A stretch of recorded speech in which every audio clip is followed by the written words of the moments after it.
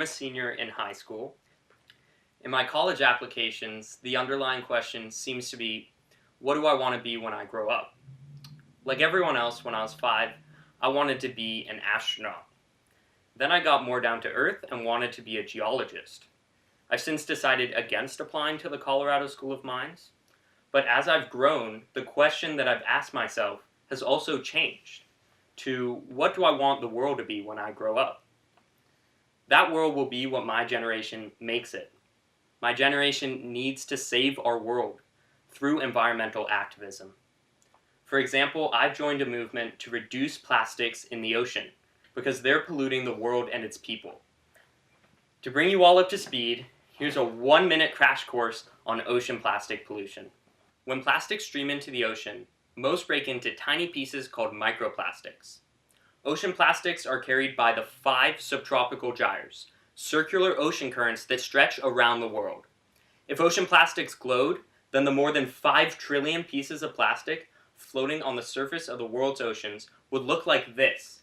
92% of those plastic pieces are smaller than a grain of rice. We're dealing with a plastic smog.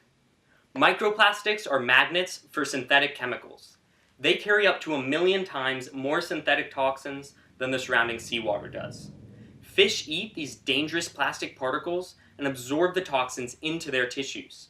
Recent studies suggest that about a quarter of the fish that people eat have this plastic toxin cocktail in them. Researchers are just beginning to quantify health effects, but we already know that the toxins on these ocean plastics are endocrine disruptors, neurotoxins, and carcinogens in people.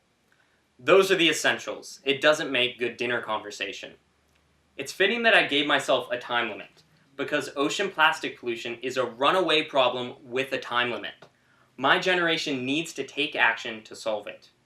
Ocean plastics are toxin delivery devices to all creatures connected to the ocean, including us. This pollution is a growing global health concern, and by the end of this talk, I'll show you that it's also a worldwide human rights issue.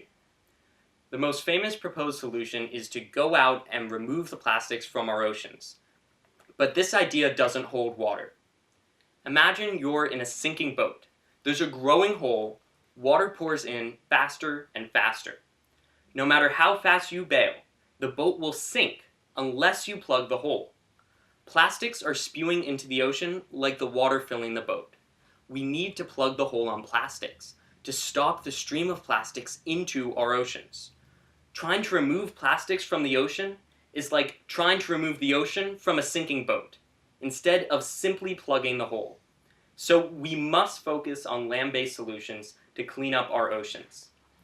Half of this pollution comes from 5 countries in Southeast Asia, which has the plastic industry pushing for improving waste management and increasing incineration in those countries.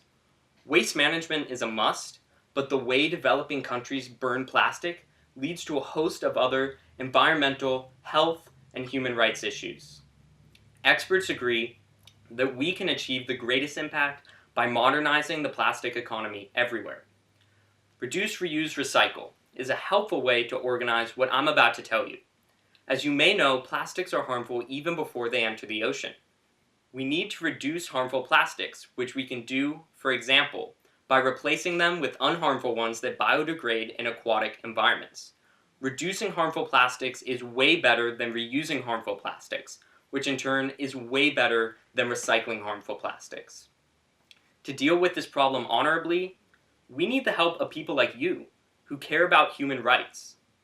Here are 3 things you can do every day. 1. Use reusable cups. 2. Don't buy products with microbeads, those pesky little plastic spheres in facial scrubs and toothpaste. Buy natural alternatives. 3. Don't ever use plastic straws. Together we can accomplish a lot. We at the Gyres Institute, working with other activist groups, just got a ban on microbeads signed into law in California. When this ban takes effect, billions of microbeads will be prevented from washing into the ocean from California each day, which is super important because we can't remove them once they escape into the environment. And those that don't end up in the ocean, dentists find them between patients' teeth. Anyway, policy that modernizes the plastic economy is how we can combat the problem of ocean plastic pollution on a large scale. And this is achieved by people like you signing petitions and joining environmental groups. In other words, caring enough to do something. Because plastic pollution affects our health and standard of living, it's a human rights issue. Microplastics are showing up everywhere, from shellfish to table salt. In fact, a European shellfish consumer ingests approximately 11,000 microplastics a year.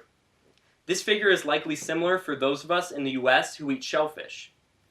We can stop eating shellfish, but we can't stop eating salt, which our bodies need.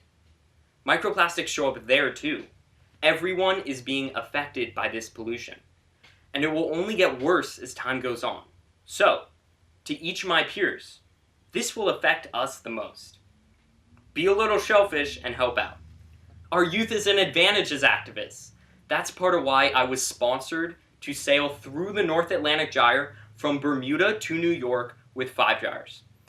I think more people my age would be activists if they knew the places their activism could take them and the impact they could have, like keeping billions of pieces of plastic from spewing into the ocean each day.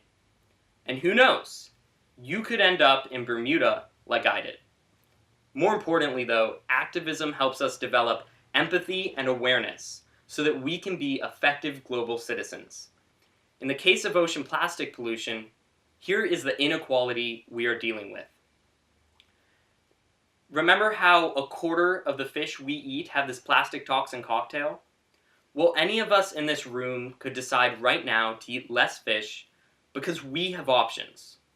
But for each one of us that can make that privileged decision, there's an entire fishing village in Indonesia that cannot. In traditional coastal communities around the world, there are hundreds of millions of people who have no choice but to eat polluted fish because fish is the only affordable protein source. People don't choose where they were born. And people don't choose to eat fish polluted by plastics. Is this what we want fishing to look like in the 21st century? Fishing for plastics? Plastic pollution is contaminating his food and his culture, so it's more than an environmental issue. The Universal Declaration of Human Rights states that everyone has the right to adequate food and cultural integrity. This is a matter of fairness and of morality. Yet, it's also something that we have the power to change. With help from youth activists from around the world, and with help from everyone else who cares about the future of our planet and of humanity. Thank you.